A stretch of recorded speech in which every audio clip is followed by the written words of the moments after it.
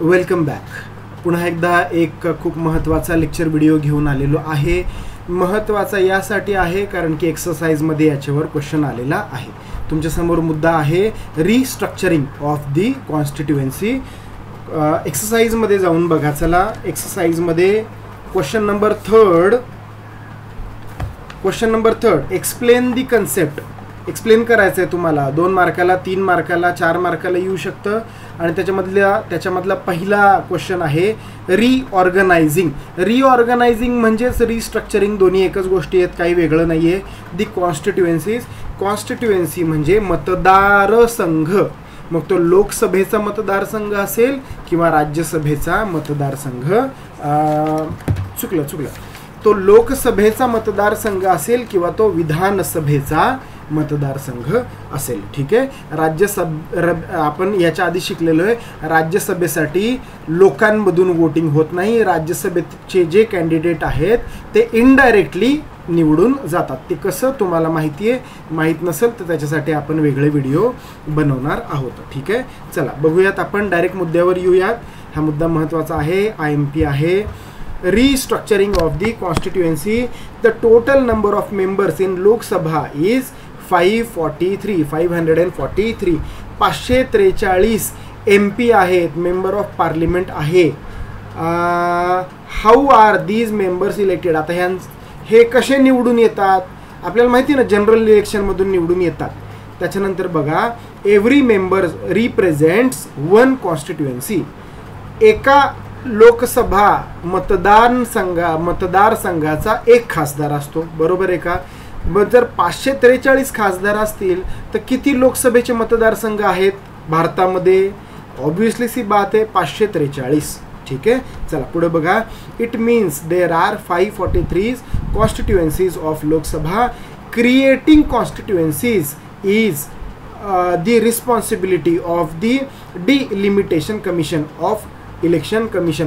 आता इलेक्शन कमिशनमध्ये हे जे डिलिमिटेशन कमिशन आहे त्यातलाच एक पार्ट आहे. वेगळ्या व्हिडिओमध्ये आपण हे समजावून घेतलेलं आहे. ठीक आहे. व्हिडिओ जाऊन बघा, आपल्या यूट्यूब चॅनलवर मिळेल. ठीक आहे. तर त्याचा म्हणजे नवीन कॉन्स्टिट्युएन्सी बनवायची, हे त्याचा मुद्दा आहे. The delimitation commission does not succumb to any pressure while restructuring the constituencies. म्हणजे यांना काय करायचं आहे, नवीन कॉन्स्टिट्युएन्सी बनवताना त्यांनी कुठल्याही पॉलिटिकल प्रेशरला बळी पडायचं नाही आहे. आता बघा बरं का, मी जेव्हा लहान होतो, म्हणजे मी जेव्हा तुमच्या एवढा होतो त्यावेळी, आता बारामती लोकसभा, आमचा जो बारामती लोकसभा मतदारसंघ आहे, बारामती लोकसभा मतदारसंघ, याच्या बाजूला एक मतदारसंघ आहे, तो आहे माढा मतदारसंघ, सोलापूर जिल्ह्यामध्ये माढा. पण मी जेव्हा लहान होतो तेव्हा माढा नव्हता.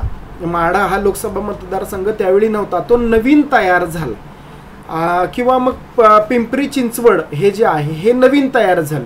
पहिले पिंपरी चिंचवड नव्हतं. बरं, आता हे नवीन तयार कसं होतं? On the basis of population हे होत असणार. किंवा त्याचा जो आता समजा एखाद्या लोकसभा मतदारसंघावर खूप जास्त लोड पडायला लागला, खूप जास्त लोड व्हायला लागला, तर मग त्याचे काय करणार? त्याचे 2 तुकडे करणार. म्हणजे निगेटिव्ह अर्थानं तुकडे नाही करणार, पॉझिटिव्ह अर्थानंच तुकडे करणार. 2 मतदारसंघ झाल्यानंतर काय होतं? दोघांचा कारभार पाहणं सोपं पडतं. बरोबर आहे ना? तर अशा प्रकारे नवीन मतदारसंघांची निर्मिती होऊ शकते. हे काम कोण करतं? डिलिमिटेशन कमिशन याचं हे काम करतं. ठीक आहे. मग आता हे काम करताना कुठल्याही पॉलिटिकल प्रेशरला बळी पडता कामा नाही.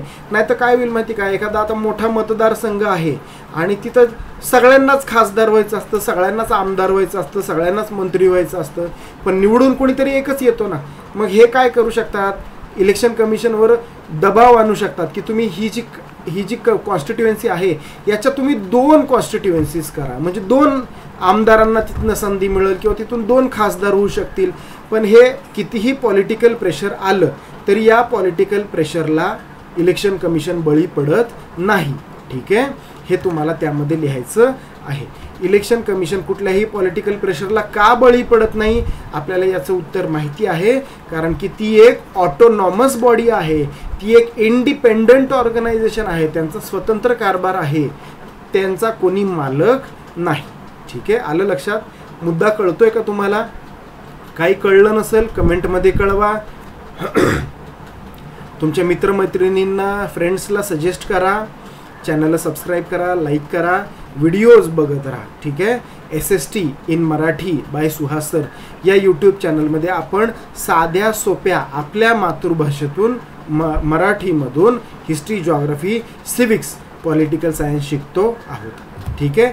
चला, या व्हिडिओमध्ये इतकंच. पुढच्या व्हिडिओमध्ये आपण बघणार आहोत हा जो मुद्दा जो समोर तुम्हाला दिसतोय, what is a code of conduct. ठीक आहे, तो मुद्दा आपण बघूया. चला, तोपर्यंत tata, bye bye, see you in the next video.